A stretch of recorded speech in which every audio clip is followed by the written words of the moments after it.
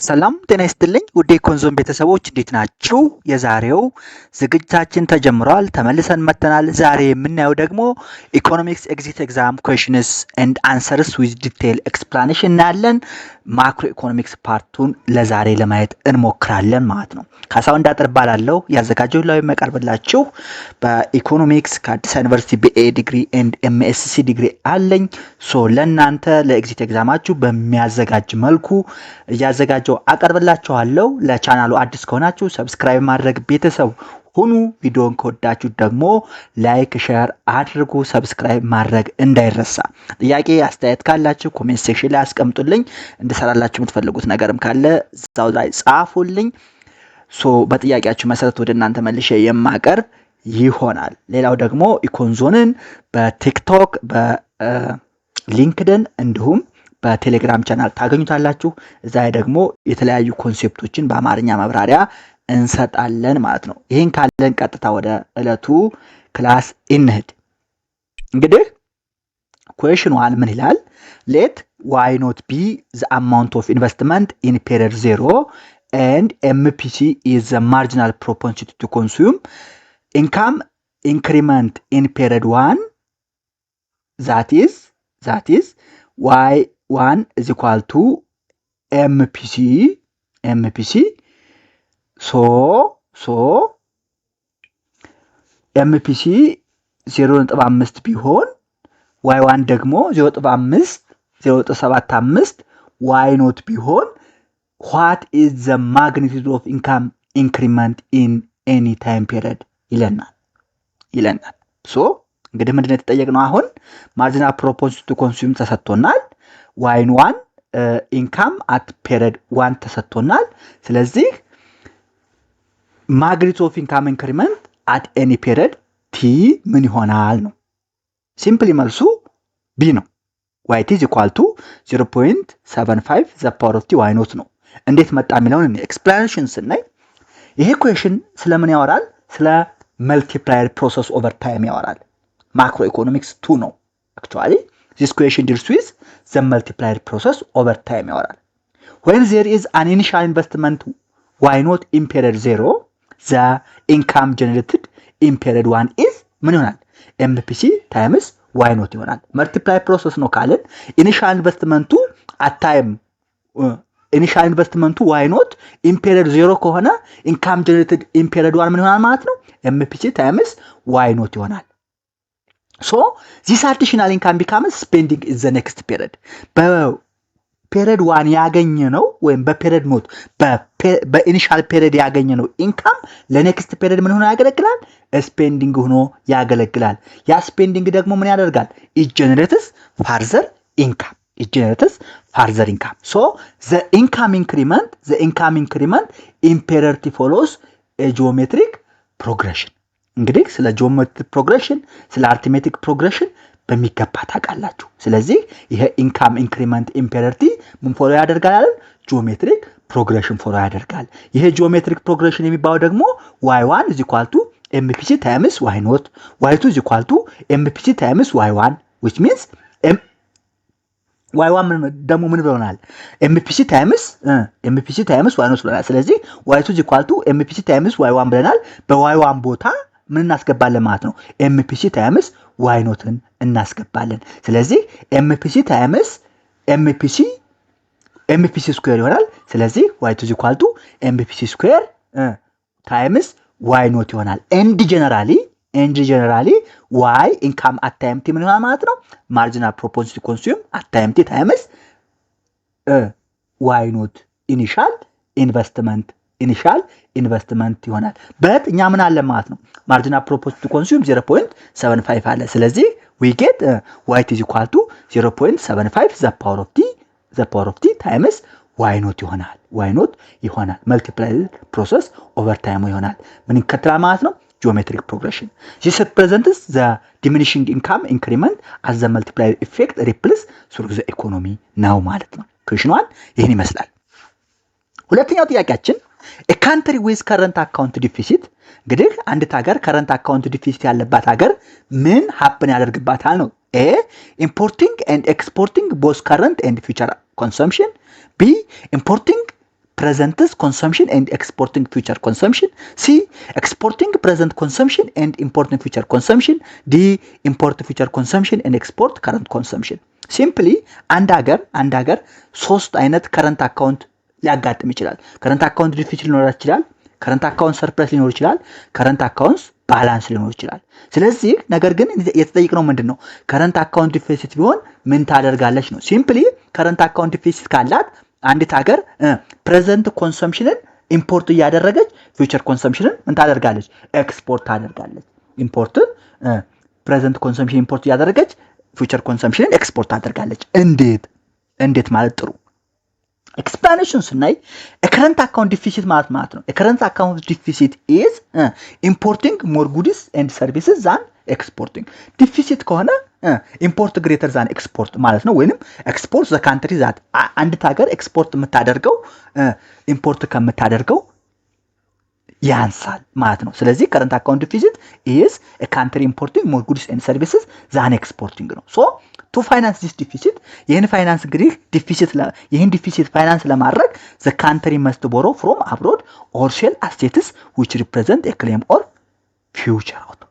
እንግዲህ ይህን current account deficit ፋይናንስ ለማድረግ ይህች ሀገር ማድረግ አለባት። አንደኛ ቦሮ ማድረግ አለባት፣ ከውጭ መበደር አለባት፣ ወይንም ደግሞ ሴል አሴቷን ምን ማድረግ አለባት? ሴል ማድረግ አለባት። አሴቷን ሴል ማድረግ አለባት። ስለዚህ the country is consuming more today than it produces and will have to repay this in the future through reduced consumption or increased production ነው ማለት ነው። so this intertemporal trade perspective view current account deficit as importing present consumption and exporting future consumption through debt or repayment or reduced future. simply እንግዲህ current account deficit ካላት ኤክስፖርት ለዛን ኢምፖርት ወይም ኢምፖርት greater than import ስለዚህ current demandን satisfy ለማድረግ አንተ ሀገር ማድረግ አለባት ወይ አሴቷን ትሸጣለች ወይ ደግሞ ትበደራለች አለ። ስለዚህ አሸቷን ከተሸጠችና ከተበደረች ወደፊት ምን አለባት ማለት እዳ አለባት። ስለዚህ ያን እዳዋን ለመክፈል ምን አድርጋለ? ፊውቸር ኮንሰምፕሽኗን እየተጠቀመች ነው ማለት ነው። ሲምፕሊ ፊውቸር ኮንሰምፕሽኗን እየተጠቀመች ነው ማለት ነው። ሶ ዘ አንሰር ኢዝ ምን ይሆናል ማለት ነው? አንሰር ኢዝ ቢ ይሆናል ማለት ነው። ዘ አንሰር ኢዝ ቢ መልስ ነው። ቢ መልስ ይሆናል ማለት ነው። question number 3 ስናይ according to Keynesian economist እንግዲህ የተለያዩ school of thought about economics አሉ። Keynesian, neoclassical, classical, monetarist አሉ። እንደ Keynesian economist ነው የተጠየቅነው። አሁን a the economy is inherently stable so that aggregate demand remain unaffected. B general equilibrium is attained relatively quickly because the price level adjusts quickly. C the government should only monitor the economy and pump money in which it find a slump is imminent.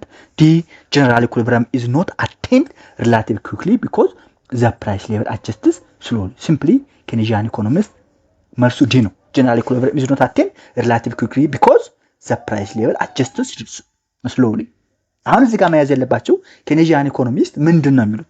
ፕራይስ upward sticky ነው ይላሉ። ፕራይስ ምንድነው ይላሉ? sticky upward sticky ነው። wages and prices are determined by long term contracts. so በሎንግ ተርም ኮንትራክትስ የሆኑ ስለሆኑ ወጅና ፕራይስ easily flexible አይደሉም፣ upward sticky ናቸው ይላል። ስለዚህ explanations እንሰናይ Keynesian economics fundamental challenges classical assumption of rapid price adjustment. ራፒድ የሆነ ፕራይስ አጀስትመንትን ምን ያደርጋሉ ማለት ነው? ቻሌንጅ ያደርጋሉ። እንዴት? ምክንያቱም Keynes argued that prices and wages are sticky downward, meaning they don't adjust quickly to clear market. ማርኬትን ክሊር ለማድረግ ምን አይሆንም ማለት ነው? አጀስት አይሆንም።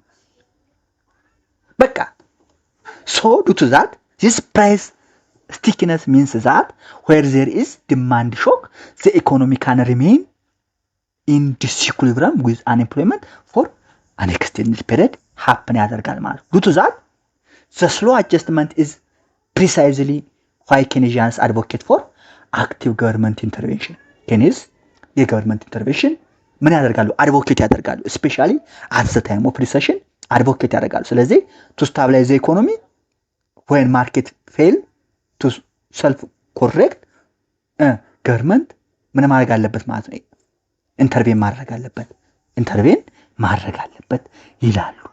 ሶ according to Keynesian economists general equilibrium is not attained relative quickly because price level adjusts slowly ነው ማለት ነው። አራተኛው ጥያቄ according to structuralism model of economic growth እንግዲህ structural model of economic growth የሚባል በእነሱ መሰረት ትክክል ነው የትኛው ነው? A given the structural similarity least developing countries cannot replicate what developing countries have done in the past. Thus, both least developing country and developing country can follow similar growth trajectory. B given the structural difference least developing countries replicate what developing countries have done in the past. Thus, both LDC and DC can follow similar growth trajectory. C given the structural similarity LDC cannot replicate what DC have done in the past. Thus, both LDC and DC cannot follow similar growth trajectory. D given the structural difference least developing country cannot replicate what developing country have done in the past. Thus, both LDC and DC cannot follow similar growth trajectory. Simply here, structural growth theory የተለያዩ የግሮዝ ቲዮሪ አሉ። ዴቨሎፕመንት ኢኮኖሚክስ ራሱ ወሰድ አድርገዋል። ጀስት ሊዩዝ ግሮስ ሞዴል አለ፣ ፎርስ ፓራዳይም ሞዴል አለ፣ የሊዩዝ ቱ ሴክተር አየን፣ የሮስቶ ግሮዝ ሞዴል አለ፣ የሶሎ ግሮዝ ሞዴል አለ፣ የሃሮልድ ዶማር ኤችዲ ሞዴል አለ፣ የስትራክቸራል ሞዴል ግሮዝ አለ። ሲምፕሊ ስትራክቸራሊዝም ምን ይላል? ሲምፕሊ ሊስት ዴቨሎፒንግ ካንትሪ እና ዴቨሎፒንግ ካንትሪ ስትራክቸራል ዲፈረንስ ስላላቸው አንዱ ሌላውን ሪፕሊኬት ማድረግ አይችልም ነው የሚሉት። ስለዚህ መልሱ ምንድነው? ሲምፕሊ ስናየው መልሱ ዲ ነው። እንዴት የሚለውን እናያለን። መልሱ ዲ ነው። given the structural differences least developing countries cannot replicate what developing countries have done in the past. Thus, both LDC and DC cannot follow similar growth trajectory. እንዴት የሚለውን ስናይ structuralism is development economics emphasizes that developing countries have fundamentally different economic structures that developed countries did during the industrialization. So, thus structural differences include dependency on primary commodity, dualistic economy, traditional versus modern ነው ይችላል፣ imperfect market, institutional weakness, demographic pattern የተለያየ መሆን ይለያያቸዋል። due to that, because of such structural differences, the historical path of developing countries cannot simply replicated by developing country. ስለዚህ አሁን ያለት undeveloped South Africa and some Asian countries ከdeveloped Western countries such like North America and Europe እነሱ በነበሩበት ጊዜ ያለው ስትራክቸር ኮምፕሊትሊ ያየ ነው። dualistic economy, imperfect market, institutional weakness, demographic pattern even. So, replicate ማድረግ አይችልም ነው። Structuralists argue that developing countries face unique constraints that require different policy approaches, not just imitation of developing countries' past strategy. No. Question 5. Given homogeneous production function, ተሰጥቶናል y is equal to a k the power of 0.9 l the power of 0.5 just ይሄ ኮፕ ዳግላስ ፕሮዳክሽን ፈንክሽን ነው። compute the return to scale if the factor is increased by beta times and state whether the state increasing or decreasing. ይሄ just የኮፕ ዳግላስ ፕሮዳክሽን ፈንክሽን increasing ነው decreasing ነው ማኛውን ሪተርን ቱ ስኬል ነው የሚከተለው ነው። ሲምፕሊ ጥያቄው መልሱ ሲምፕሊ ይሄ ነው፣ ቢ ነው። እንዴት ማለት ጥሩ እንየው። ኤክስፕላኔሽን ስናይ ሪተርን ቱ ስኬል are determined by summing the exponents of the production function። እንደምናውቀው ሪተርን ቱ ስኬል ለምሳሌ some production function y is equal to a k the power of alpha plus b the l the power of beta ቢሆን alpha plus beta እንደምረን የምናገኘው ነው ሲምፕሊ ማለት ነው። ስለዚህ sum of exponent ስናደርግ 0.9 plus 0.5 1.4 ይሆናል። ነገር ግን wait this sum is 1.4 which is greater than 1 indicating increasing return to scale. No, but the answer says beta the power of 0.4 with decreasing return. So let me recalculate carefully recalculate እናድርገው። when we multiply both inputs by beta ሁሉንም ኢንፑቶች by beta ብናባዛ ሌላ የምናገኘው ፕሮዳክሽን ፈንክሽን y ባር ለምሳሌ አልፋ ታይምስ ቤታ k 0.9 ፕላስ ታይምስ ቤታ l ታይምስ 0.5 just አባዛናት ምን ይሆናል a times alpha a times beta 0. the power of 0.9 capital k is the power of 0.9 beta 0.05 l ይሆናል። መጨረሻ ላይ beta the power of 1.4 y ይሆናል። so output increases by 1.4 output by 1.4 times ቢጨምር which is more than proportional which means beta 1 the power of 1 greater than beta the power of 1.4 ይሆናል ማለት so actually beta greater than 1 beta the power of 1.4 greater than beta so increasing return ይሆናል ማለት ነው። simple exponent እንደምረን ከአንድ ከበለጠ increasing return ነው ከአንድ ካነሰ decreasing return ነው አንድ እኩል ከሆነ ደግሞ ምንድነው constant return to scale ነው። ስለ return to scale ታውቃላችሁ long run production function ነው ማይክሮ ኢኮኖሚክስ ኮንሴፕት ነው ግን ከማክሮም ጋር ስለሚገናኝ ነው እዚህ ጋር ያመጣሁት simply ነገር ግን just እኔ how to የሚለውን carefully እንድናየው ስለፈለኩ ነው so there appears to be an error in the provided answer option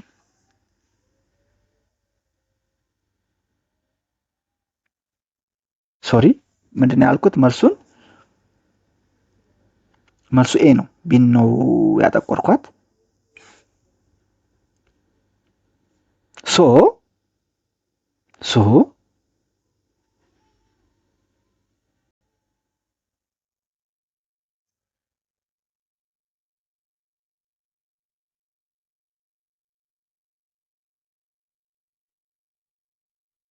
መልሱ a ነው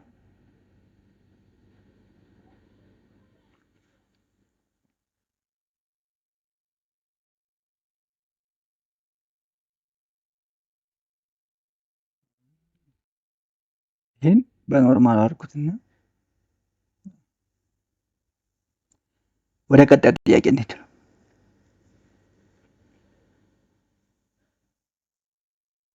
question 6 is about required reserve if the required reserve ratio is 10% and if the initial deposit is 100 ብር what is the total amount of deposit created by the banking system ነው just here required reserve ነው simply መልሱ 1000 ነው መልሱ c ነው 1000 ነው እንዴት የሚለው እንዴ the money multiplier is the reciprocal of the required reserve which simply ቀላል ነች money multiplier ምንድነው ያ required reserve reciprocal ነው so 1 over r ማለት ነው is equal to 1 over the 0.1 ስናካፈለው 10 ይሆናል but with an initial deposit of 100 total deposit creation ይሆናል ማለት ነው initial deposit times money multiplier which means 100 times 10 1000 ይሆናል this represents the maximum potential expansion of deposits through the banking system lending and relending process so each bank lends out excess reserve which becomes deposit at other bank continuing until no excess reserve remain no excess reserve remain ሁሉም excess reserveዎች እስከሚጠፉ ድረስ ይሄ money creation ይቀጥላል ማለት ነው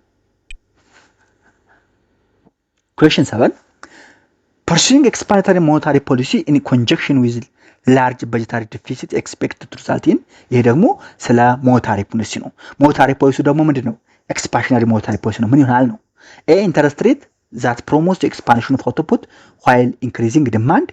B. Promote industrial output growth but reduce demand.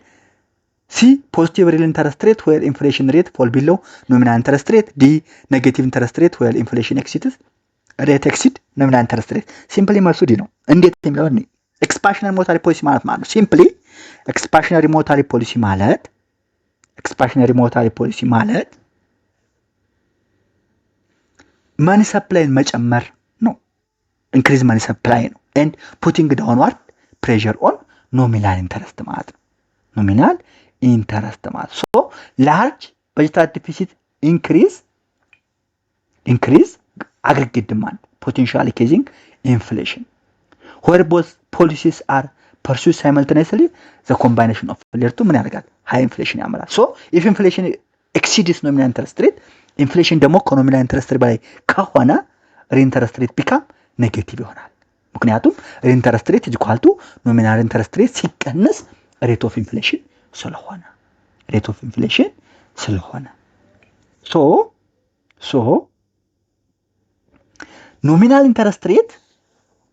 ኢንተረስት ሬት ኢንዳይሬክት ምን ማለት ነው? ኢንተረስት ሬት ሲደመር ሬት ኦፍ ኢንፍሌሽን ይሆናል። ሶ ዚስ ዋዝ ኦብዘርቭድ ኢን ሜኒ ዴቨሎፒንግ ካንትሪስ ዱሪንግ ዘ ፒሪድ ኦፍ ሃይ ፊስካል ዲፊሲት።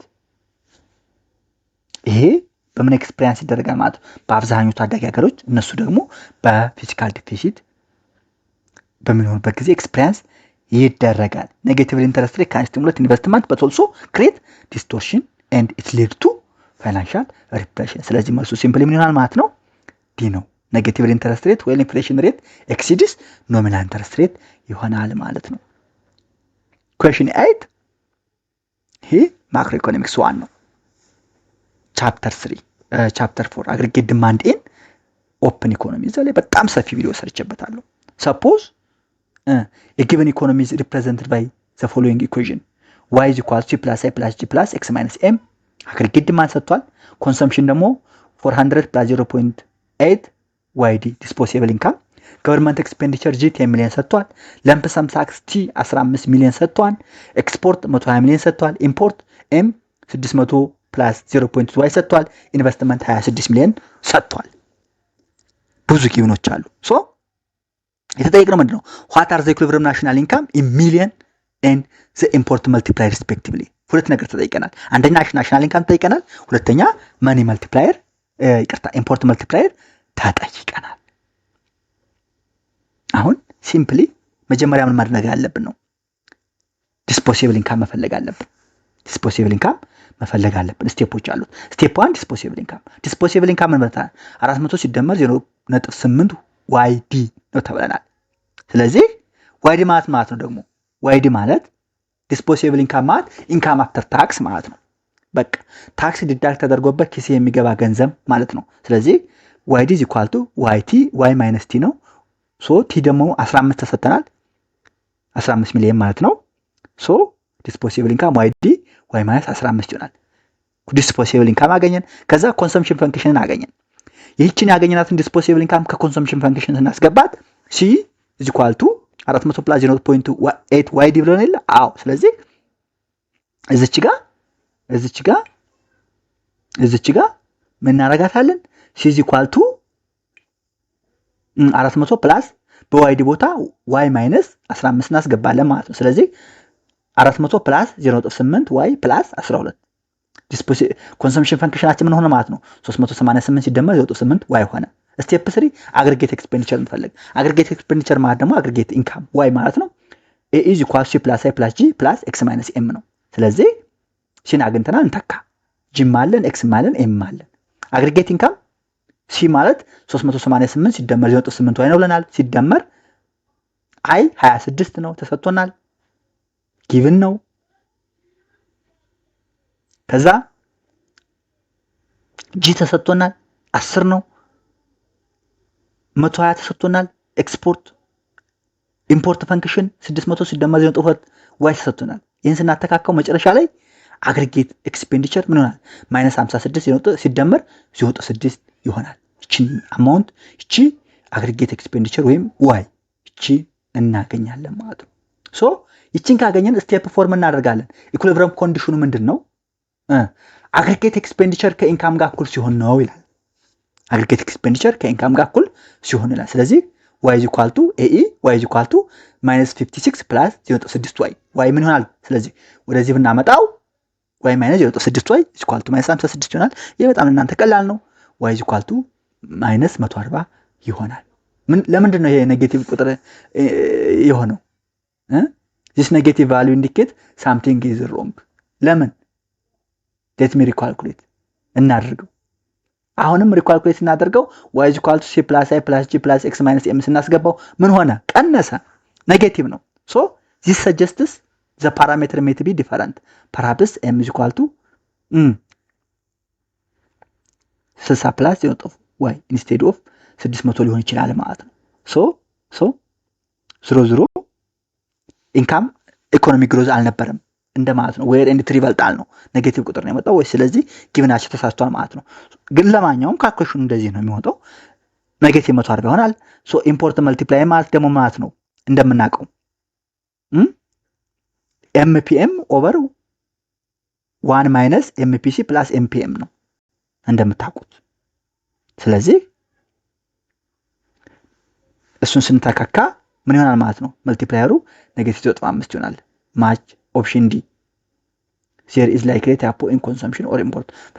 ስለዚህ just simply ጥያቄው ስታለበት ማለት እንችላለን። most likely መልሱ ዲ ሊሆን ይችላል። ኢምፖርት መልቲፕላየር actually ልክ ነው። ኔጌቲቭ 0.5 መጥቶልናል። ነገር ግን ኢንካማችን ስንት ነው? ኔጌቲቭ 140 ነው። ሶ ኔጌቲቭ ኢንካም just አሰራሩ እንደዚህ ነው። ይሄን ያዙ። ዘጠነኛው ጥያቄ suppose the marginal learner condition does not hold a real depreciation will tend to። እንግዲህ marginal learner condition የሚባል አለ። marginal learner condition ማለት aggregate demand in open economy ነው። ሶ marginal learner condition hold ባይሆን real depreciation ምን ያመጣል ነው? a reduction in net export only, b an increase in income and export, c a reduction in income y only, d a decrease in both income and export። መልሱ ሲምፕሊ ዲ ነው። መልሱ ዲ ነው። እንዴት የሚለውን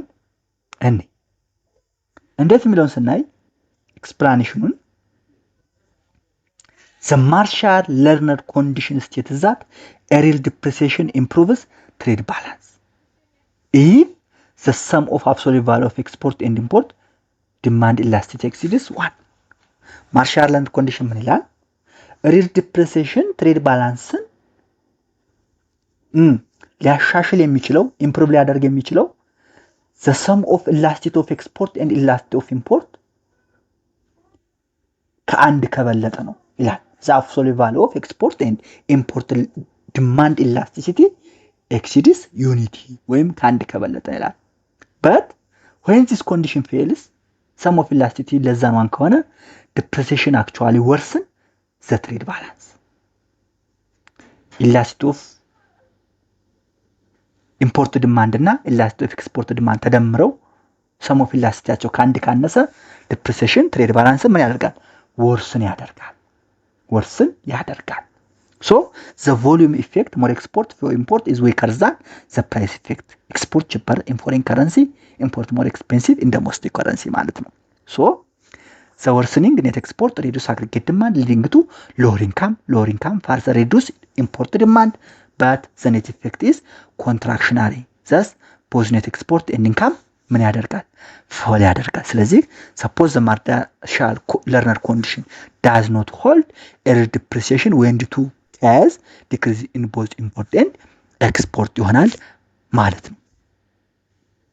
አስረኛው ጥያቄ the collapse of Bretton Woods system was partial to እንግዲህ Bretton Woods system international economics ነው። ሶ የነሱ ኮላፕስ ማድረግ ምክንያቱ ምንድነው ነው? Bretton Woods system ፌል ያደርግበት መልሱ ኤ ነው። the unbalanced macroeconomic power of the United States which allowed to generate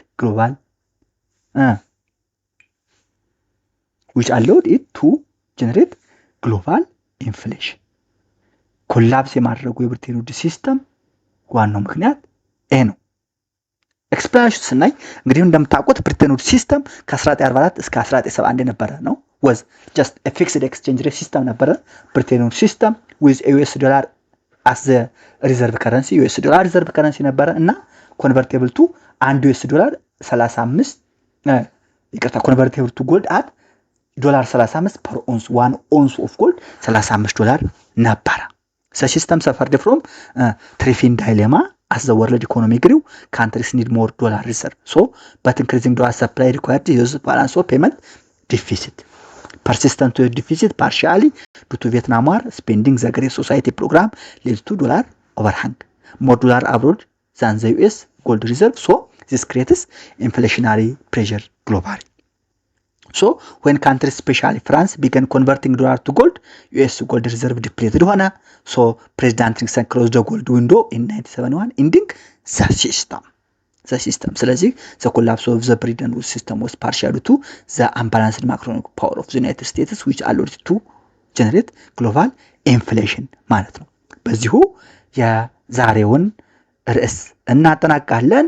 በቀጣይ በሌላ እንገናኛለን። የኮንሶኔንቶችና ቤተሰቦች ሰብስክራይብ ማድረግ ቤተሰቡን ጥያቄ አስተያየት ካላችሁ መጠየቅ ትችላላችሁ። ቻናሉን ሰብስክራይብ